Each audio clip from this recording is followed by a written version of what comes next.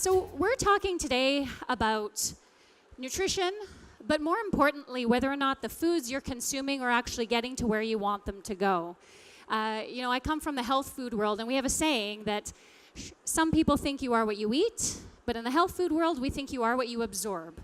Because if your gut isn't functioning properly, if you're not absorbing the nutrients you're expecting to get from that food, you're not healing as well as you could. So we're going to talk about how to do that today. We're going to start actually talking about the digestive tract, what it's good for, what it's supposed to do when it works. And then we're going to talk about what happens when gluten encounters that gut, for good and for ill.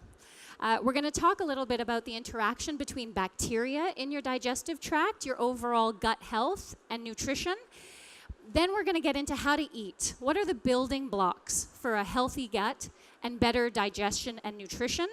And then what can you do today to help foster digestive health? And I'm going to try and keep to the 30 minutes so that we have lots of time for questions so that everyone can get their questions answered. So this, if anyone remembers back to biology class, this is your marvelous digestive tract. And it's long been dismissed as kind of this basic machine that breaks down your food, absorbs what you need, and then whatever you don't need, it shuttles it on out the other end. So we're going to take a little bit of a tour to start through the digestive tract. So let's start with the mouth.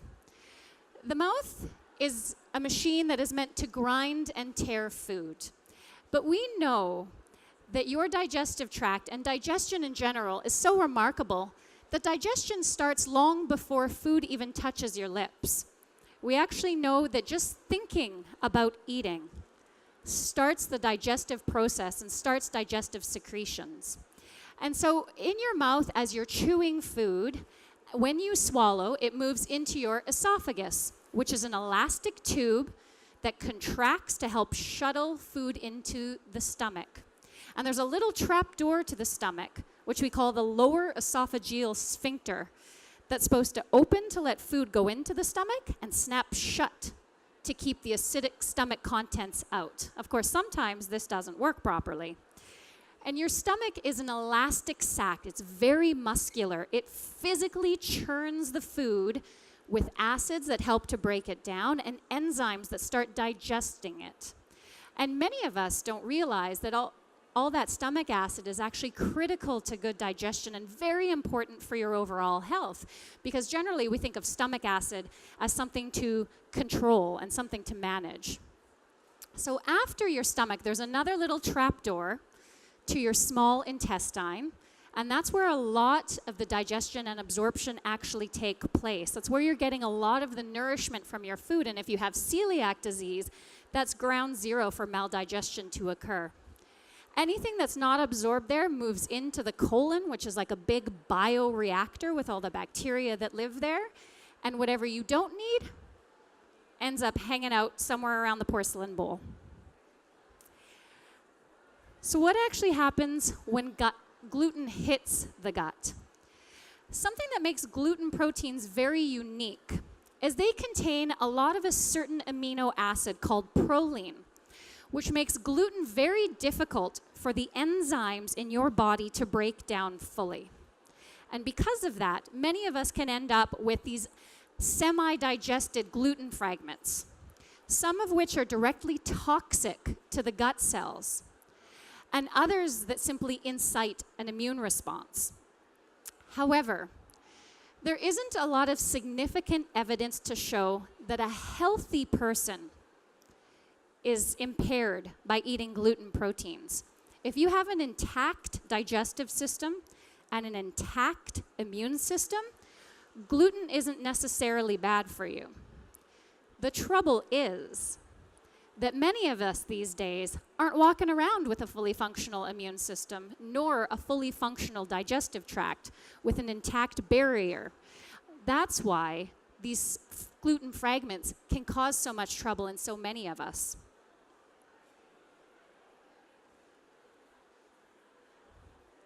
And in celiac disease, the effect of gluten on digestion and absorption is pretty clear-cut. We see that the presence of these gluten fragments not only incite an immune response, but result in direct attack of the gut cells. the gut barrier, the barrier between you and the outside world, is diminished. And so these gluten fragments end up in contact where they shouldn't, which is with your immune system, which causes the immune system to essentially freak out and attempt to attack the problem, which leads to further attack of your gut cells. But most of this occurs in the small intestine. And if you look in that darkened area, what is absorbed in your small intestine? Pretty much everything. Much of the amino acids, much of the fats you consumed are digested and absorbed within the early part of the small intestine. Most of the minerals you derive from your food, calcium, magnesium, iron, are absorbed in the small intestine. The large majority of the vitamins contained in food are also absorbed there. So in active celiac disease, because there is so much inflammation and so much flattening of that absorptive surface, like we saw in the picture in the earlier slide, the longer active celiac disease occurs, the less you're actually fully digesting and absorbing your food, placing you at risk for malnutrition. And of course, when you have an active disease process going on, you need every nutrient you can to help heal the gut and help you heal this damage.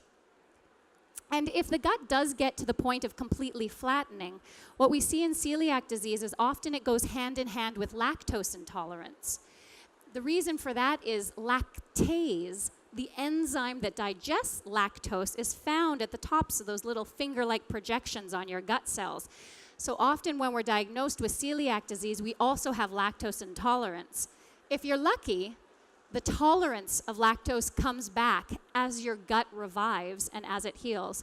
And for some people, they'll have to deal with a degree of lactose intolerance for the rest of their lives.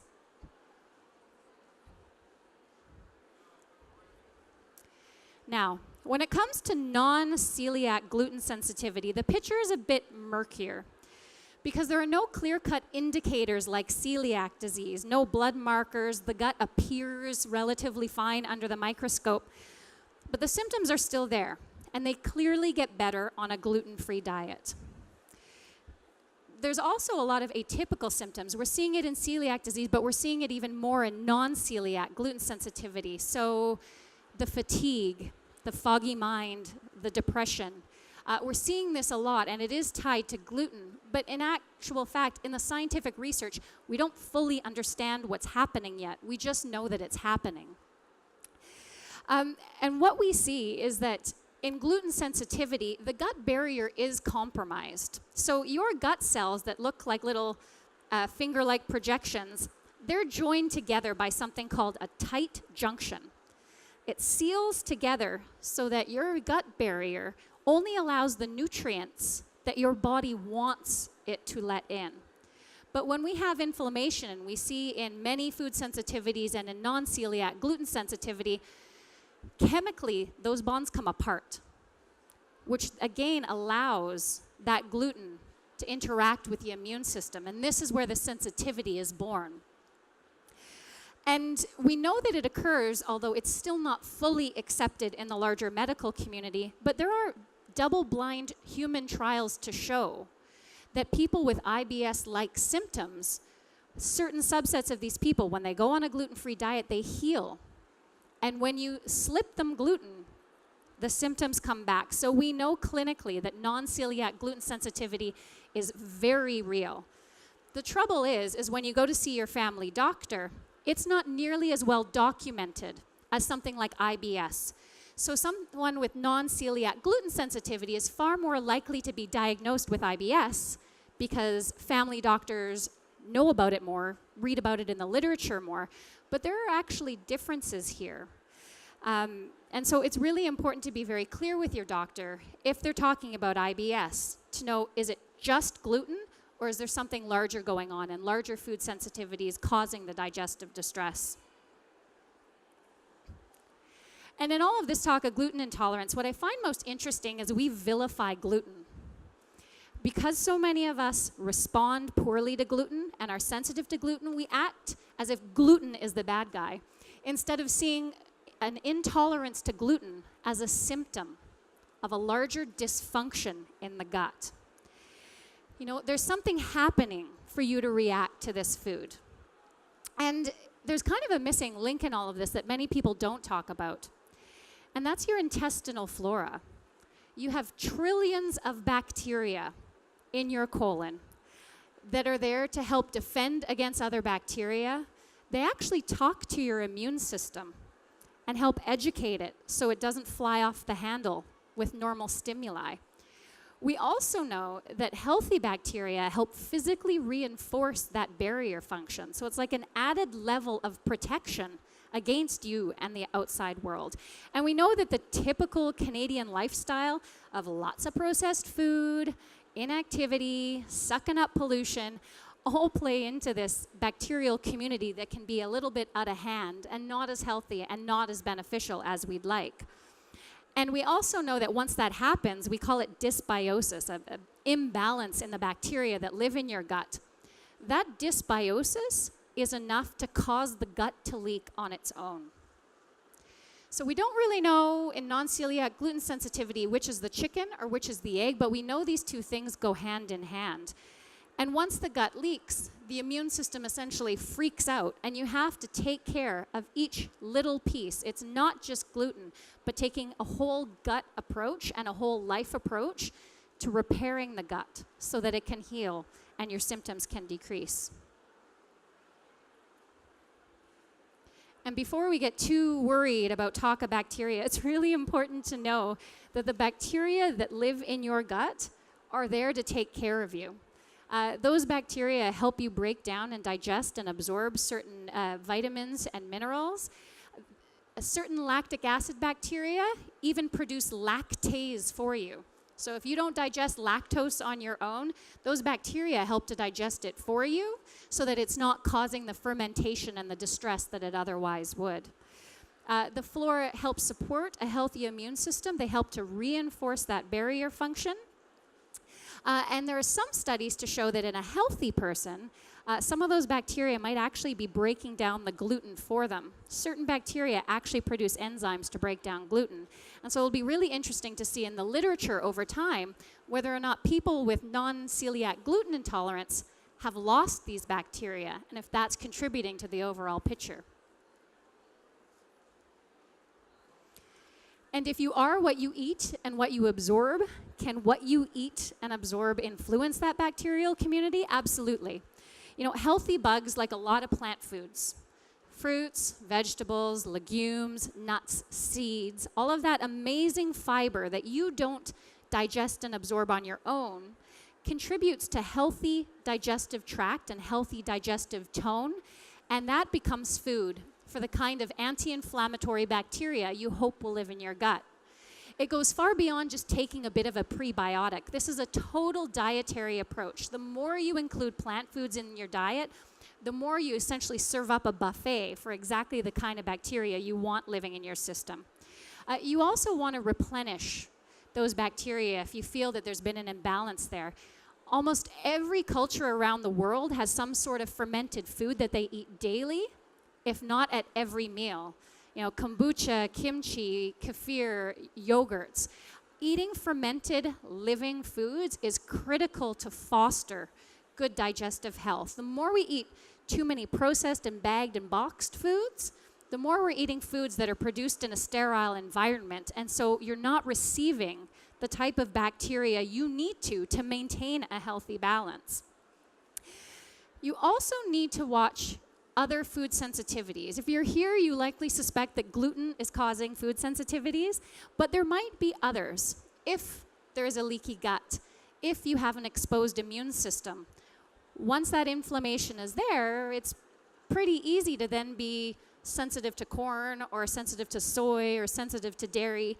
In order to allow the gut to heal and those bacteria to recover, you need to manage all of your food sensitivities at the same time as you're trying to foster this good digestive health. Stress is really critical too.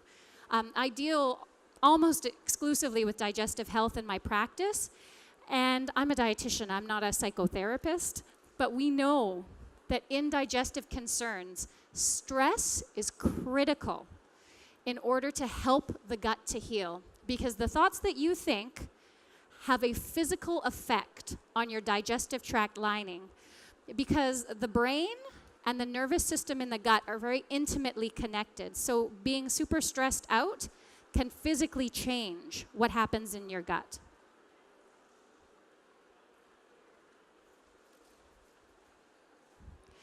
So what do you need to do to build a better digestive system? The first thing to do is to nourish the gut.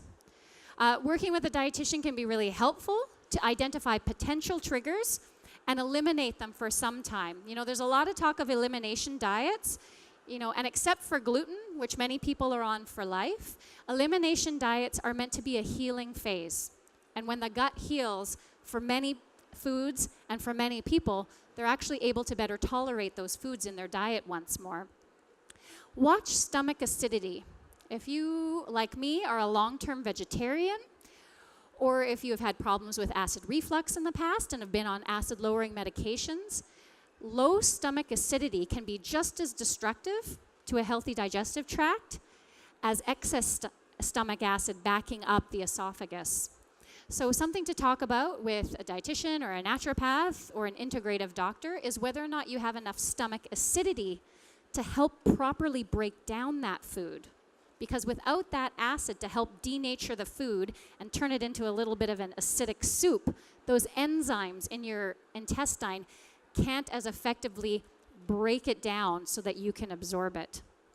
Fiber is really critical. You think of fiber as essentially like a personal trainer for your digestive tract. It's the weightlifting that those muscles need to stay strong and to help support gut barrier.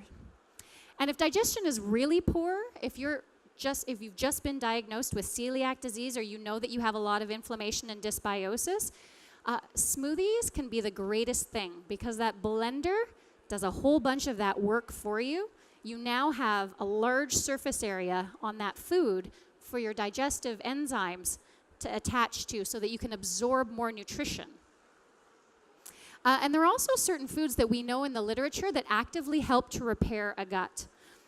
So flavonoids like EGCG from green tea, quercetin, which is found in apples and onions, and genistein, which is an isoflavone in soy foods, are all known to help repair the barrier function of the gut. Omega-3 fatty acids, from fish, from hemp, from chia, are really important to help control inflammation so that the gut can heal as well. You also want to avoid what's irritating your gut potentially. So beyond your own food sensitivities, food triggers are very individual. It's really important to work with a healthcare professional. You know, your food triggers can be as unique as you are. You know, some people it's tomatoes, other people it's corn, other people it's soy. So it's really important to remove the insults so that the gut can heal. But there are also some triggers that are pretty universal.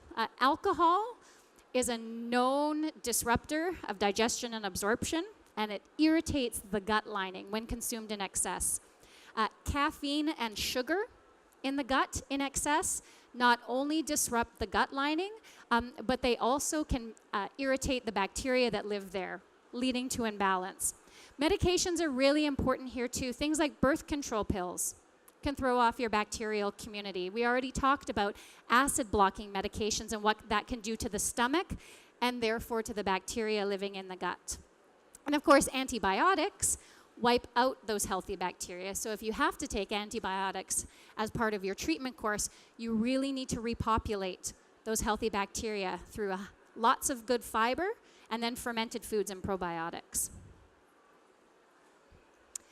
And because food is just one part of a holistic approach to digestive health, it's really important to think of the larger picture of your eating habits as well. Something as deceptively simple as chewing your food more thoroughly. The average person chews each bite of food only about 8 to 10 times, when it needs to be closer to 20 to 30. That is your machine.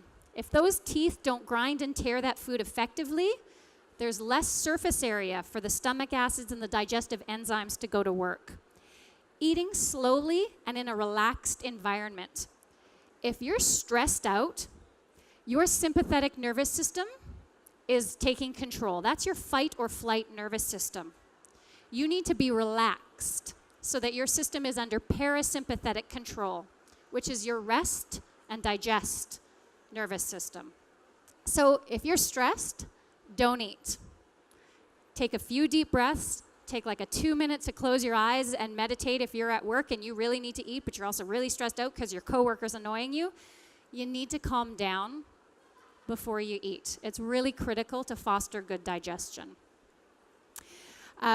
You also, if you really have trouble, if you find that food sticks and you don't feel that your digestive system moves at a proper rate, really gentle activity following a meal, simply standing up and walking very slowly around can really help get things moving. And even altering the amount of food you eat at any one time. If you have trouble with digestion, sitting down to a massive meal is putting a lot of stress on that digestive system. Instead, take a big meal, divide it into two. Eat half now and half later. So you're giving your body a little bit of a break. It doesn't have to work as hard. All right, so let's get down to the nutrition prescription, starting with celiac disease. First, I really want to say that a healing diet is very individualized. What works for you might not necessarily work for the person beside you. So you really need to work with a team of health professionals to help figure out what is causing your own unique concerns so then you can attack it from the right place. Of course, with celiac disease, getting to a place of strict gluten avoidance is the first step. You also need to supplement with easily absorbed forms of the nutrients you're missing. Things like calcium for your bones, iron, these kind of things are available in liquid, very simple to break down and absorb forms. And it's really critical to help correct nutrient deficiencies until your gut heals. And once you get used to eating gluten-free, then you want to focus on the nutrient quality of your diet.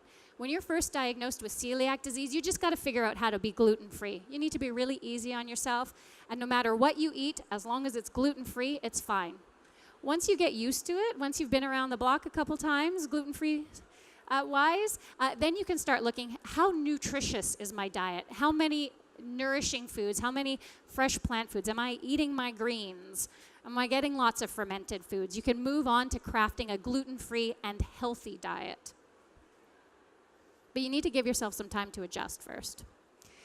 So for non-celiac gluten sensitivity, the goal is to remove gluten and heal the gut for a period of time. And then you want to retrial.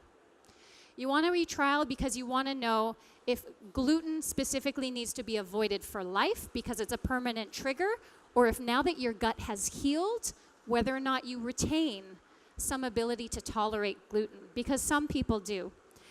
And if a strict gluten-free diet does not ease all your symptoms within 2 to 3 months, you want to go back to your healthcare team and you want to look at other things along the IBS spectrum. A really good example is I have clients who come to me because they feel they're gluten sensitive and they're frustrated because they're still feeling symptoms even 6 months in. And we take a look, and it's actually a different protocol that will work for them. FODMAPs is a really important option for people who have IBS as opposed to gluten sensitivity. And eating gluten-free foods will help, but it's actually not the gluten. Gluten-containing grains also contain a substance called fructans, which for IBS can cause a significant amount of symptoms and distress. So while gluten-free foods are part of the picture, they're not the whole picture. So that's why it's really important to work with a health professional and not always rely on Dr. Google, as tempting as it is. Some key nutrients that everyone needs to include are zinc for immune support and healing the gut. Antioxidant vitamins are really critical to help lower inflammation. And then glutamine. L-glutamine is an amino acid, so a protein fraction, that your gut cells actually use as fuel. So L-glutamine is a really important part of a gut healing protocol and is really important as you're in the healing phase. There are also several natural approaches to take for digestive health, and there's a little asterisk here because all of these natural approaches have different indications. A really good example is that peppermint oil, enteric coated, is an excellent painkiller in IBS, but it doesn't work in celiac disease that well, for example. Fennel can really help if you just have general digestive troubles, gas and bloating.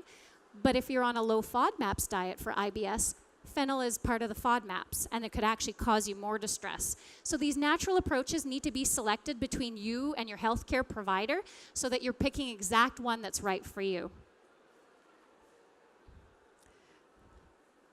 So what is a healing diet? I'm sure lots of different people will stand up here and tell you different things, but for me, a healing diet is whole and unprocessed plant foods 80% of the time. Just real food.